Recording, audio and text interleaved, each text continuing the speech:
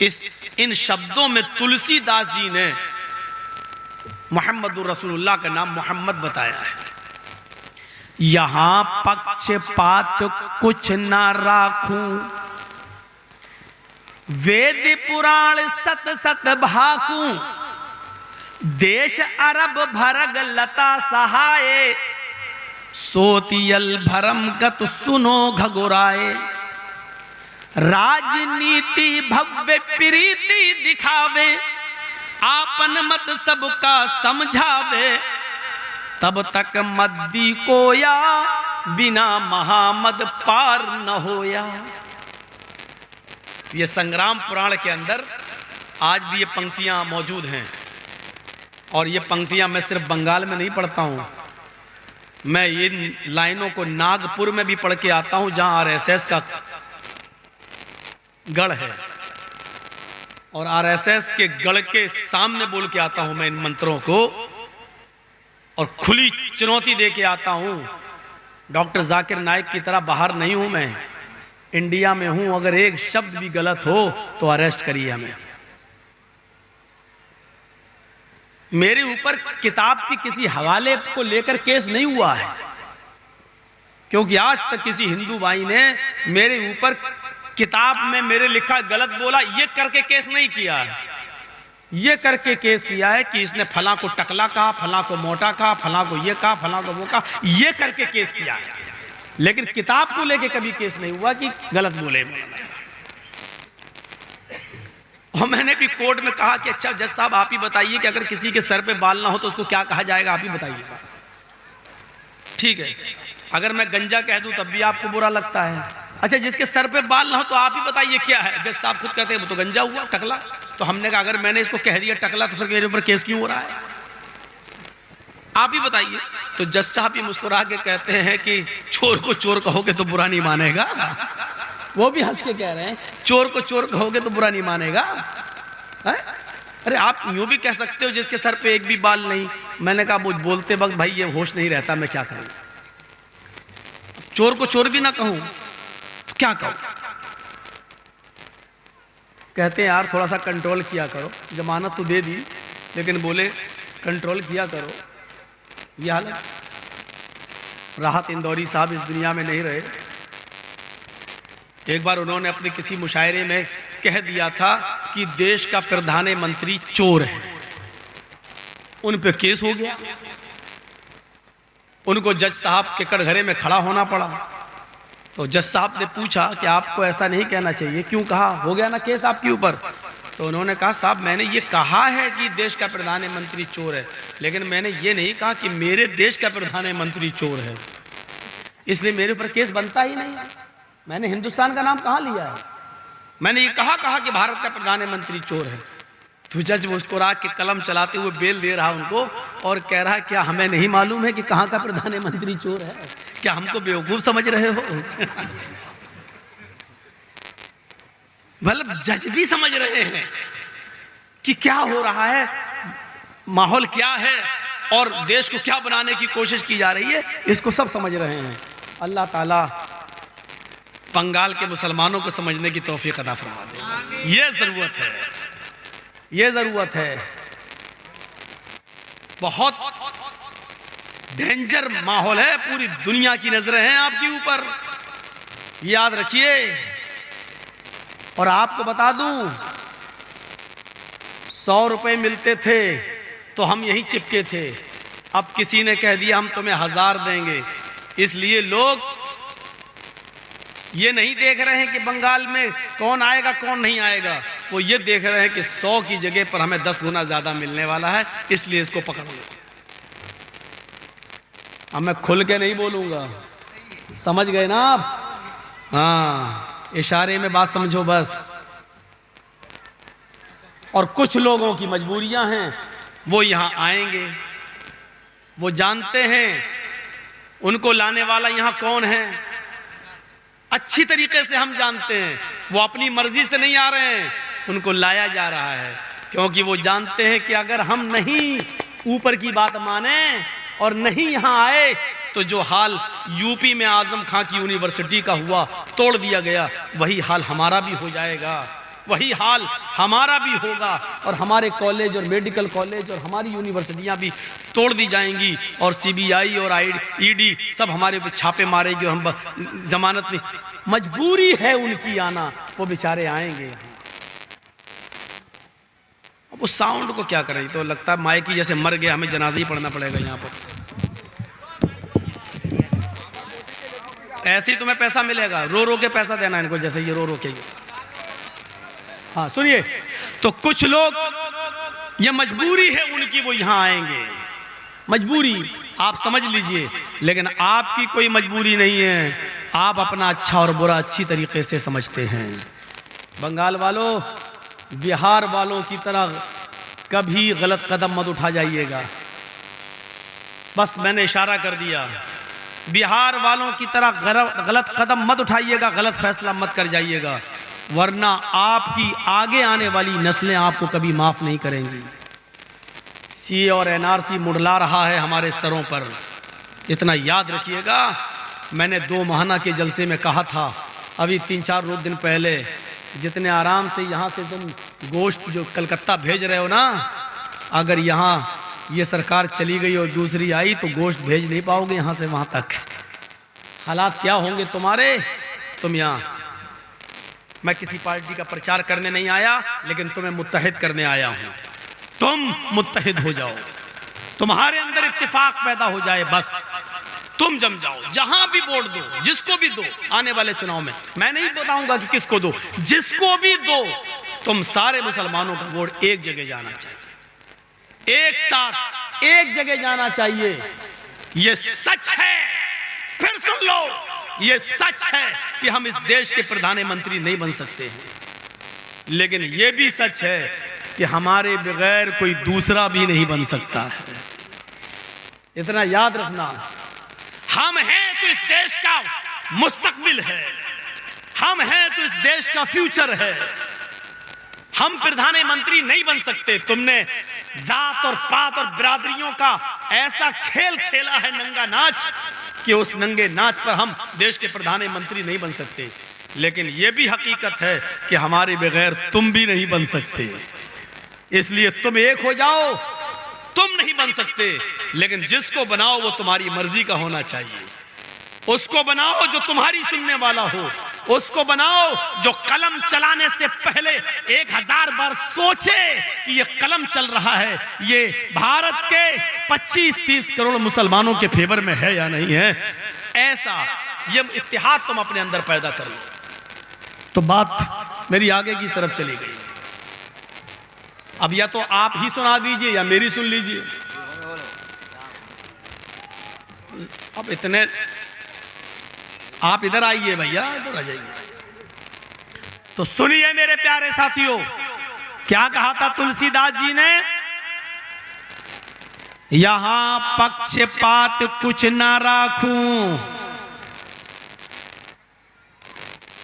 आज मैं किसी की तरफदारी नहीं करूंगा, आज मैं किसी की तरफदारी नहीं करूंगा। तरफदारी समझते ना, किसी की हिमायत नहीं करूंगा, ना हिंदुओं की ना मुसलमानों की। आज मैं किसी का फेवर नहीं करूंगा, ना हिंदुओं का ना मुसलमानों का। वेद पुराण सत सत भाकूं, हमारी किताबों में, वेदों में और पुराणों में जो कुछ लिखा है उसको मैं सही सही बताऊंगा। ये लीजिए तुलसीदास जी के जुमले देखो, आज हिंदू मुसलमान सिख ईसाई में किसी की तरफदारी नहीं करूंगा। हमारी किताबों में, वेदों में और पुराणों में जो कुछ लिखा है उसको मैं बिल्कुल सही सही बताऊंगा। क्या लिखा है पुराणों में? देश अरब भरग लता सहाय, अरब का देश, अरब का मुल्क 14वीं रात की चांद की तरह चमकेगा। हम तो समझ रहे हैं पब्लिक ही शोर कर रही है, स्टेज पर भी थोड़ा सा वो हो रहा है। स्टेज पर तो लोग ऐसा ना करें। देश अरब भरग लता सहाय, अरब का नाम मौजूद, अरब का देश, अरब का मुल्क 14वीं के रात के चांद की तरह चमकेगा। सोतियल भरम गत सुनो घगुराए, अनहोनी बातें दिखाने वाला, अनहोनी चीजें दिखाने वाला वहां पैदा होगा, यानी मौजिजे दिखाने वाला, मौजिजे अनहोनी जो दूसरों से ना हो सके उससे होगा। उंगली का इशारा किया, चांद के 2 टुकड़े हो गए। अबू जहल ने पूछा मेरी मुट्ठी में क्या है बता दो तो मैं ईमान ले आऊंगा। अल्लाह के नबी फरमाते हैं इन मुट्ठियों को अपने कान में लगा ले, तेरी मुट्ठी में जो कंकरियां बंद हैं वो मेरा कलमा पढ़ रही हैं। मुट्ठी में कंकरियां, ये भी बता दिया। उसने कान में लगाया, कंकरियों से आवाज आ रही थी अशहदु अल्ला इलाहा इल्लल्लाह व अशहदु अन्ना मुहम्मदन अब्दुहु व रसूलुहु। अबू जहल ने कंकरियां जमीन पर फेंक दी और कहने लगा ये तो मोहम्मद का जादू है। लोमड़ी को अंगूर नहीं मिलते तो कहती खट्टे हैं। जब दिखा दिया चमत्कार मौजिजा तो कहने लगा नहीं नहीं नहीं नहीं, ये तो जादू है, ये तो जादू, नहीं मान रहा। देश अरब भारग लता सहाय सोतियल भरम गत सुनो घगुराए। उसके अंदर अनहोनी बातों को दिखाने वाला एक पैदा होगा, मौजिजे दिखाने वाला पैदा होगा। एक गिलास दूध 116 सहाबा भूखे। मस्जिद नबवी के बाहर जो चबूतरा है जिसको सुफ़ा कहा जाता है, साहबे सुफ़ा सबके सब भूखे, जो पढ़ते थे, जो कुरान की तालीम हासिल करते थे। अबू हुरैरा कहते हैं अल्लाह के नबी एक गिलास दूध आपके पास आया है, आप पी लीजिए और बचे तो मुझे भी दे दीजिए, 6 दिन से भूखा हूं। अल्लाह के नबी ने फरमाया अय अबू हुरैरा दाहिनी तरफ से सबको पिलाना शुरू कर दो। कहते एक गिलास दूध और सबको पिलाना शुरू कर दो, ये तो 100 से ज्यादा लोग हैं। तो अल्लाह के नबी ने कहा कि मैंने कहा ना सबको पिलाना शुरू कर दो, जाओ दाहिनी तरफ से पिलाओ। तो कहा अल्लाह के रसूल पहले मैं पी लूं? तो कहा नहीं, तुम सबसे लास्ट में पियोगे। कहा मैं तो 6 दिन से भूखा हूं। कहा नहीं, तुम पिलाओ सबको। पहले को दिया, लो। अबू हुरैरा कहते हैं मुझे थोड़ा तो गुस्सा था, 6 दिन का भूखा, मैंने पहले को दिया, ले यार पी ले। उसने पीना शुरू कर दिया और पूरा पेट भर के पिया और उसके बाद गिलास वापस करके कहता लीजिए। अय अबू हुरैरा पकड़िए, लीजिए गिलास। अबू हुरैरा कहते हैं कि अब क्या पकड़ूं, कुछ बचा भी है? उसने कहा कसम है उस जात की जिसके कब्जे में मोहम्मद की जान है और मेरी जान है। अय अबू हुरैरा ये पूछो कि कुछ कम भी हुआ है? तुमने दूध जैसे दिया था वैसे ही है। अबू हुरैरा कहते हैं मेरी जान में जान आई, मैंने दूसरे को पिलाया, तीसरे को पिलाया, 10 को पिलाया, 20 को पिलाया और मुझे उम्मीद हो गई। मैंने कहा जल्दी पिए, सब 100 को पिलाया, 110 को पिलाया, 115 को पिलाया। अल्लाह के रसूल ने कहा अबू हुरैरा सब पी चुके? कहा अब तुम पियो।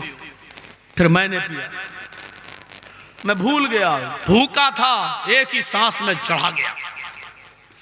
अल्लाह के रसूल देख रहे थे। आपने कहा अबू हुरैरा और पियो। कहा अल्लाह के रसूल पेट भर गया। कहा नहीं और पियो, क्योंकि नबी अकरम को 3 सांसें पूरी कराना थी।